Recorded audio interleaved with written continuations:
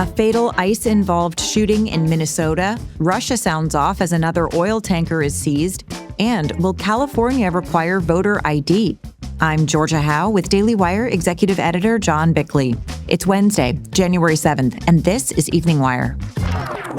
A woman was fatally shot by ICE in Minneapolis after officials say she tried to run over agents with her car.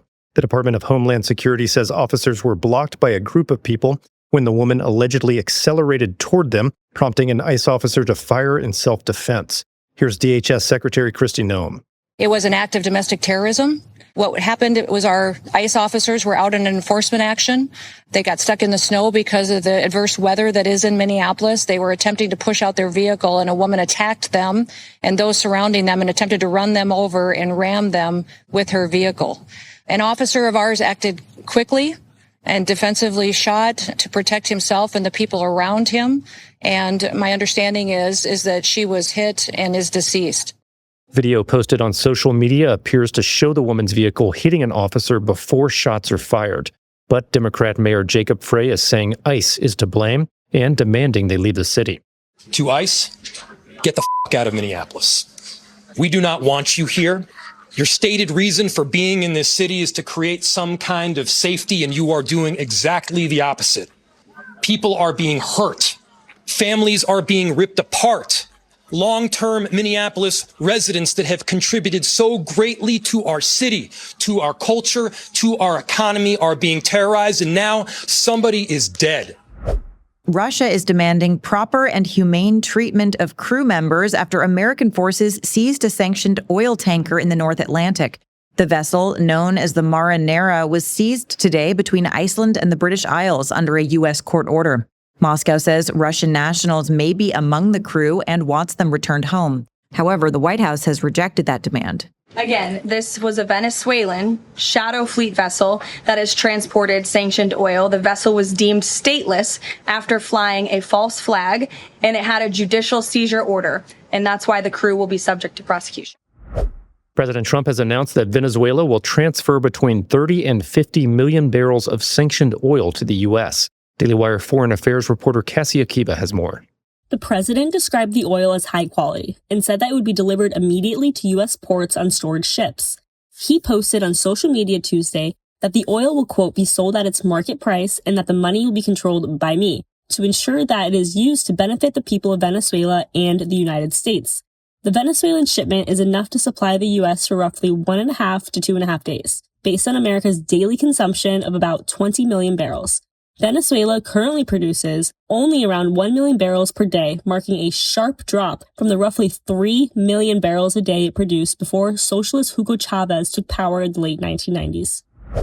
Pro-Maduro militias are cracking down on dissent in Venezuela and searching for supporters of the U.S. raid that toppled the strongman.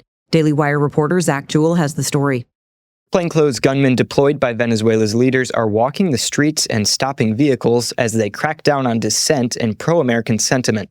The paramilitary members known as colectivos were out in full force on Tuesday as the pro-Maduro regime seeks to maintain control of the country.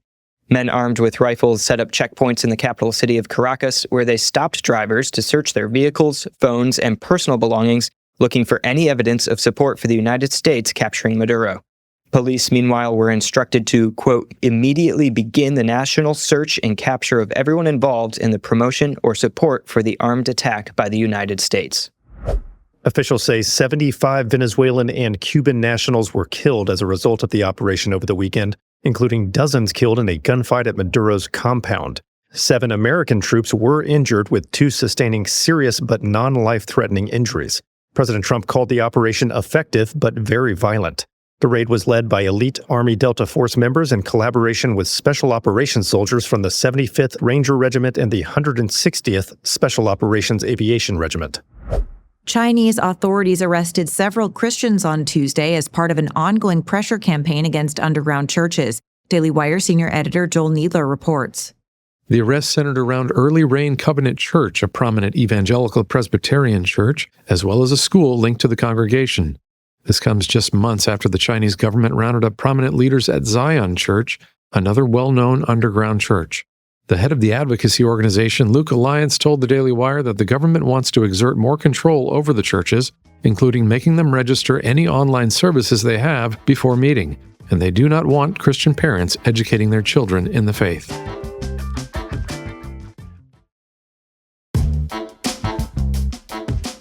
Officials in Denmark and Greenland have requested to meet with Secretary of State Marco Rubio as President Trump has renewed his efforts to acquire the territory.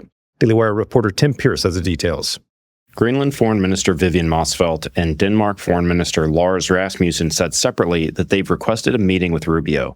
They said similar meetings had been requested last year but never granted. Motzfeldt said, quote, "The strong request for a meeting is related to the U.S.'s claims about our country." For his part, Rasmussen said he hoped the meeting would clear up certain misunderstandings about the situation. Meanwhile, the White House said all cards are on the table in their push to acquire it.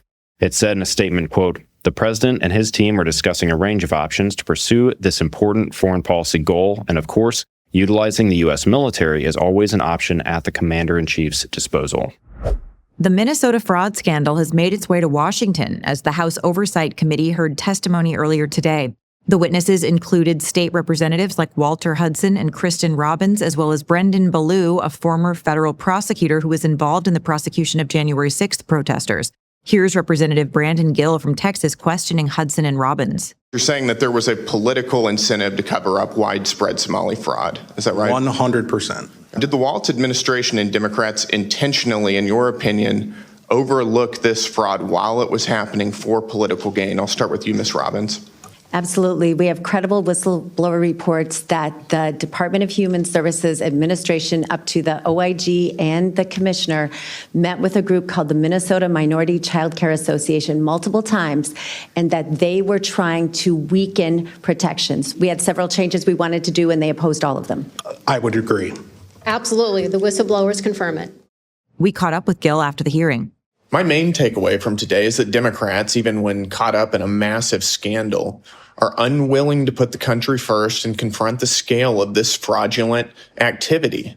As we saw today, the Walz administration not only looked away as this was happening, but harassed and intimidated whistleblowers who were trying to call out the fraud. And it was all done to court the Somali community in Minnesota. And I think Minnesota is the tip of the iceberg here. The Senate is set to hold a hearing next week on the potential dangers of the abortion pill. Daily Wire reporter Amanda Prestigiacomo has more. Pro-life groups have urged the Trump administration to roll back Biden-era rules that currently allow the drug to be shipped through the mail. Senator Bill Cassidy of Louisiana will lead the Senate hearing. A medical doctor himself, Cassidy has pushed for the Trump administration to end the mail-order abortion policies and to release a safety study on the effects of mifepristone, which is the active drug used in medication abortions. He told the Daily Wire, quote, "The medical evidence is clear. Chemical abortion drugs not only kill innocent babies, but also put women in serious danger." Advocates fighting radical gender ideology are pushing the White House to keep the ideology out of child welfare programs. Daily Wire White House correspondent Mary Margaret Olahan has the exclusive. The advocates are calling for an executive order targeting child welfare programs and pointing to national examples of the state removing children from loving parents who refuse to support gender ideology. The Daily Wire reviewed the copy of a draft executive order presented by the advocates, which proposes the president tie child welfare programs' federal funding to a rejection of gender ideology. The advocates plan to follow up on this proposed order with legislation in Congress. The order redefines child abuse and neglect since, under the current language, leftist organizations can claim that child abuse includes refusing to affirm a child's gender identity. It would also tie federal funding for foster care to state plans that don't refuse foster parents for their religious or political beliefs, as well as programs that don't house foster children according to gender identity. The man suspected of killing 2 students at Brown University and an MIT physics professor confessed to the crimes on video. Authorities said yesterday that they recovered an electronic device with several short videos of Claudio Neves Valente, in which he described his planning process and mental state following the attacks. According to transcripts, Neves Valente said, quote, "I am not going to apologize because during my lifetime, no one sincerely apologized to me," and that he had been planning the attack for 6 semesters. And Deep Blue California could soon require voter ID. More than 1 million Californians signed on to a proposition that would require voters to show some form of identification on Election Day. The measure follows a state law that went into effect this year which bars local governments from requiring voters to show ID. The measure, which would reverse that law, will be on ballots across the state this November. Those are your drive home updates this evening. To learn more about these stories, go to dailywire.com. And in case you missed it earlier today, we covered some major stories, including Trump laying out plans to rebuild Venezuela's oil infrastructure and reform the government, ICE surging to Minnesota, and more blue states under fire over fraud allegations. Thanks for tuning in. We'll be back tomorrow morning with another full edition of Morning Wire.